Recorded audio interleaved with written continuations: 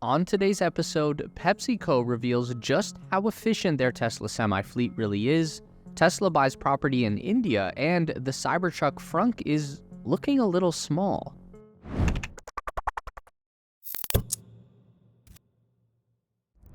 PepsiCo recently released a video showcasing exactly how helpful their Tesla semi fleet has been for operations at their facility in Sacramento, California. The video, released on August 2nd, has some of the first real-world data we've ever seen for the semi, mostly because PepsiCo is one of the first adopters of the vehicle.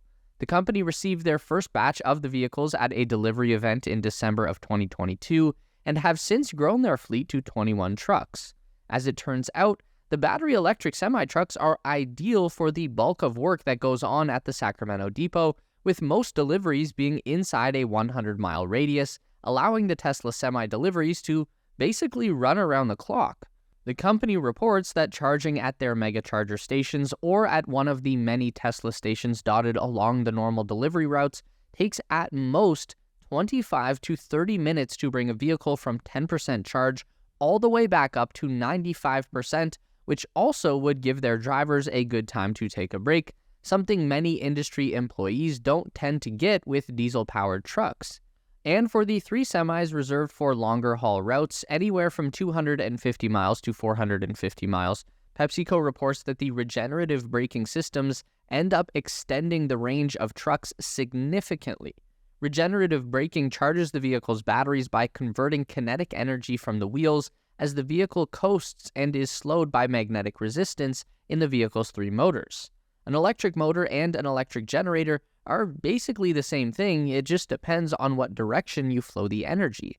This happens so often on routes like the one through Donors Pass between Sacramento and Nevada that the trucks actually end up gaining charge on the way back. So between the easy charging, the mostly local trips, the accessibility of charging stations, and the regenerative braking, PepsiCo reports that they've been able to more or less maintain an average of 1.7 kilowatt hours per mile for the Tesla semi fleet, which is just an incredible level of efficiency.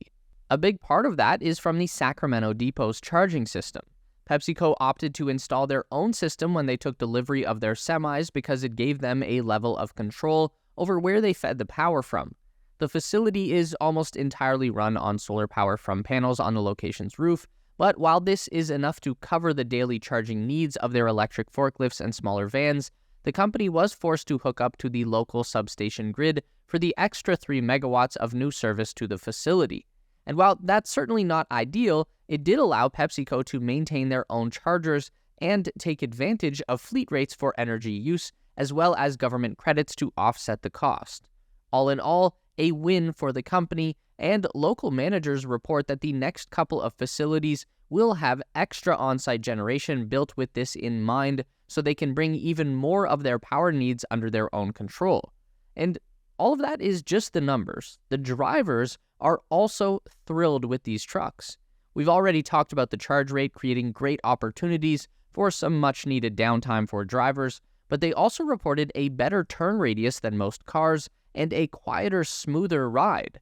The design of the interior is reportedly a huge perk as well. Aside from just being comfortable, the central location of the throne allows for an easier driving experience, and that's before taking in the multiple information displays. In conventional semi-trucks, the operators need to keep an eye on a series of gauges and switches.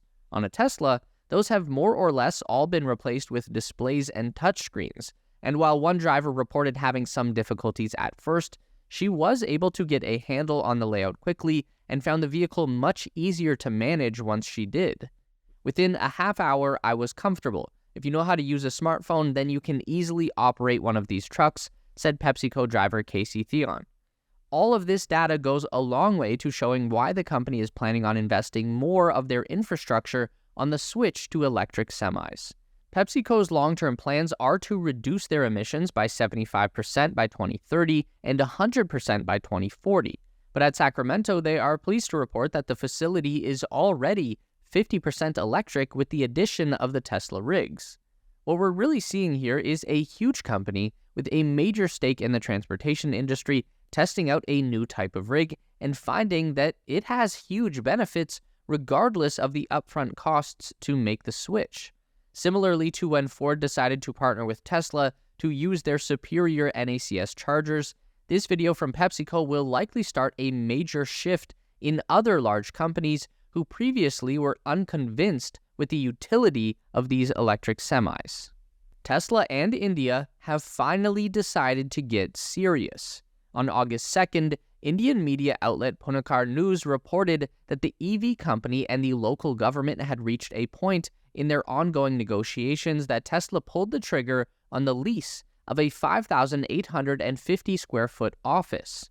The new location at the Panchil Business Park in Pune is definitely not for production, but the local area is a bit of a hotspot for IT and automotive industry, so it does seem like the right place to set up a headquarters.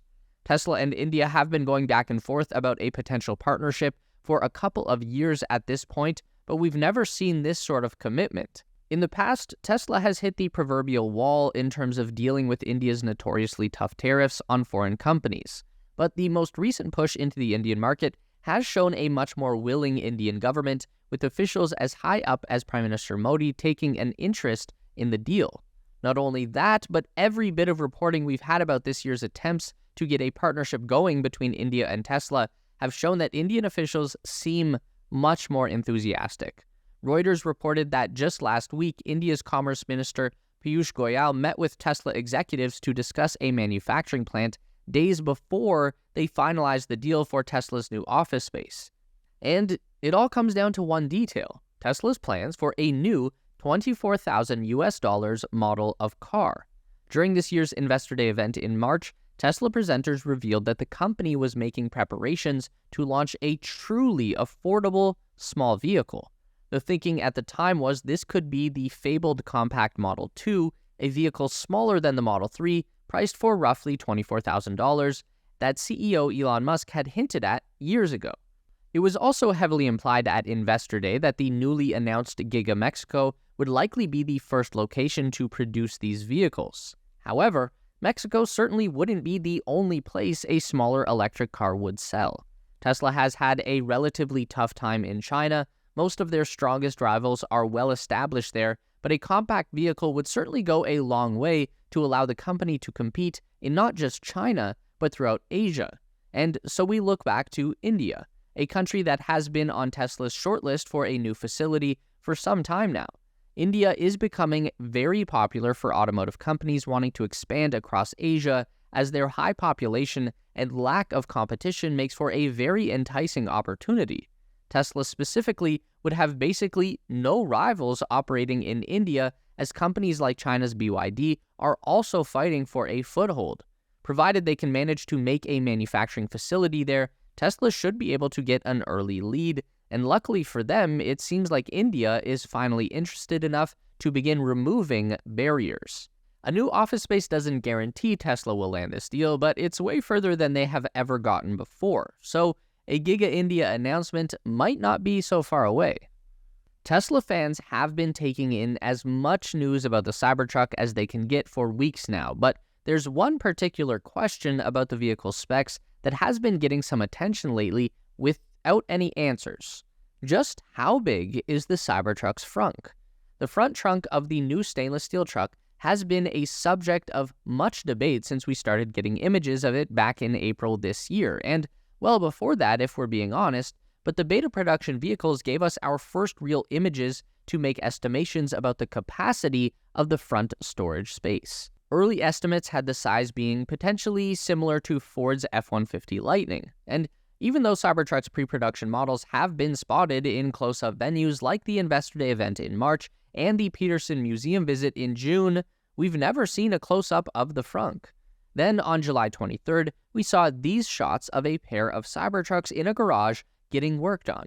The main focus was the funny F-150 wrap on one of the models, but last week, industry veteran Sandy Monroe and his team went over this image and had some concerns about the size of the front storage space. Obviously, the two vehicles shown here don't have the frunk's tub installed, making it easier for technicians to get at the parts behind. But even without the insert, that space looks awfully small. And then on August 4th, a pair of sightings showed more details. In an overhead shot by Joe Tetmeyer, we can see a Cybertruck charging in the Tesla lot with what looks like a frunk insert laying in the truck's box. At the same time, we get a closer view of the frunk sizes from a quick video posted to TikTok by user randomness2646. Both the video and Joe's drone shot seem to confirm that the frunk size is not only smaller than we would have hoped, but potentially varies in size. The variation could be caused by Tesla's technicians making small adjustments to production candidates, or it could be that frunk sizes will be different depending on which package you purchase. The big problem right now is that we just don't know. Tesla hasn't released the specs yet, even though they've been very open about the size and features of the Cybertruck's bed. To be fair to Tesla, though, the bed is a primary feature of a pickup truck, whereas the frunk is hardly the most important thing about the new vehicle.